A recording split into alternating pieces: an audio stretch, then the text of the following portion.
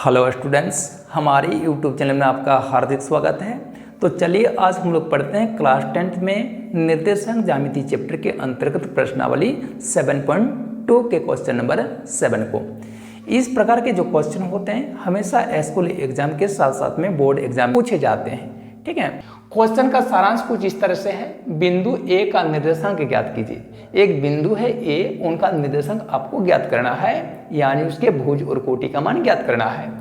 जहां A B एक वृत्त का व्यास है। ए बी क्या है?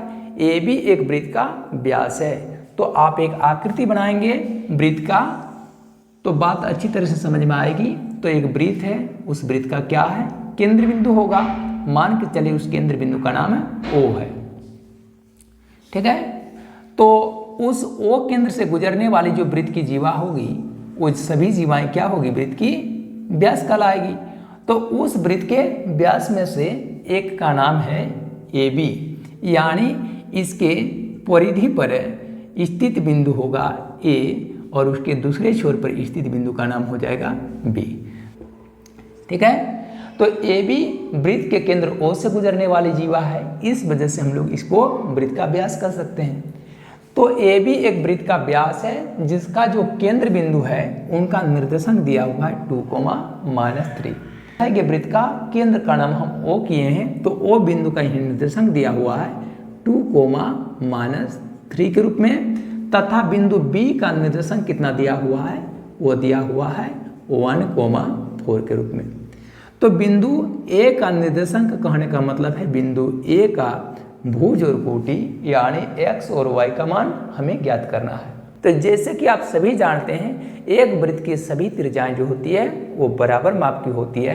कहने का मतलब है यहाँ पर त्रिज्या एओ की माप त्रिज्या बीओ के समान होगी, क्योंकि ये एक ही वृत्त की त्रिज्याएं हैं। तो हम लोग लिख सकते हैं एओ बराबर बीओ, या फिर इसी तथ्य को हम लोग कुछ ऐसे भी व्यक्त कर सकते हैं, एओ इक्वल टू बीओ इंटू 1, क्योंकि बीओ की राशि को 1 से गुना करोगे तो बीओ हो जाएगा। अब याद देकर लिख सकते हैं एओ बट्टा बीओ इंटू बीओ की राशि को बट्टा बीओ कर देंगे तो उस पार में बच जाएगा 1, और 1 के नीचे कुछ नहीं मतलब 1 आ जाएगा। याद देकर हम लोग इसको व्यक्त कर सकते हैं एओ और बीओ का जो आनुपातिक मान है वो आनुपातिक मान हो जाएगा 1,1:1 के रूप में। ठीक है, तो यानी एओ और बीओ का मान हो गया 1:1, यानी इसमें यदि हम लोग एओ को m1 मान लेंगे तो m1 का मान 1, और ओबी या बीओ को अगर m2 मान लेंगे तो उसका भी मान 1 निकल गया। तो इसलिए विभाजन सूत्र या सेक्शन फार्मूला से विभाजक बिंदु कौन सा है? ओ बिंदु। तो चूंकि ओ बिंदु यहाँ पर वृत्त का व्यास ए बी को क्या करता है? 1:1 में विभाजित करता है। तो इसलिए यहाँ पर विभाजन बिंदु ओ का जो निर्देशांक होगा, यानी ओ बिंदु का भुज और कोटि का जो मान होगा वो कौन से फार्मूला में निकलेगा? तो यहाँ अनुपात 1:1 है। ये सूत्र हो जाएगा x1 + x2 बट्टा 2, y1 + y2 बट्टा 2। समझ पा रहे हैं? यहाँ पर ओ बिंदु के भुज के जगह पर उसका भुज का मान रखोगे तो ओ बिंदु का भुज का मान है 2, कोटि का मान की जगह पर कोटि का मान रखोगे जो कि है -3, इक्वल टू हो जाएगा x1 के जगह पर यहाँ पर ए बिंदु को पहला बिंदु माना गया है तो उसके निर्देशांक को x1 y1 और बी बिंदु को दूसरा बिंदु माना गया है, उसके निर्देशांक को x2 y2 से निरूपित करेंगे। तो x1 के जगह पर कितना आ जाएगा? x प्लस x2 की जगह पर कितना आ जाएगा? 1, x + 1/2, y1 की जगह पर क्या आ जाएगा? y1 की जगह पर आ जाएगा y प्लस y2 की जगह पर क्या आएगा? 4/2 आ जाएगा। ठीक है, फिर इसे हल करने की दिशा में आगे बढ़ोगे तो याद रखिएगा यहाँ पर ओ बिंदु का जो पहला मान है वो किसके समान होगा? x + 1/2 के समान होगा। ठीक है, और ओ बिंदु का जो कोटि वाला मान होगा -3, वो किसके समान हो जाएगा? y + 4/2 के समान हो जाएगा।